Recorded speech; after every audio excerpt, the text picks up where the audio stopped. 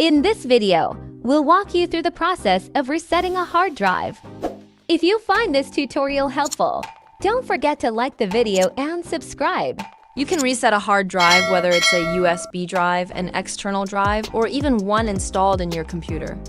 To get started, open File Explorer and click on this PC on the left side of the window.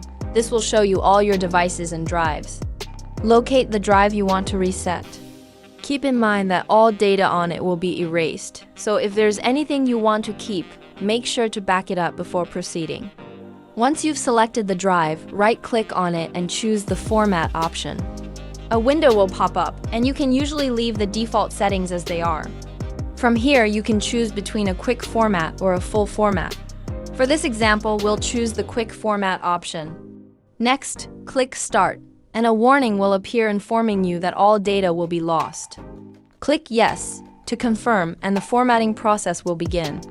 Once it's finished, the drive will be reset, and as you can see, it's now empty and ready to be used again.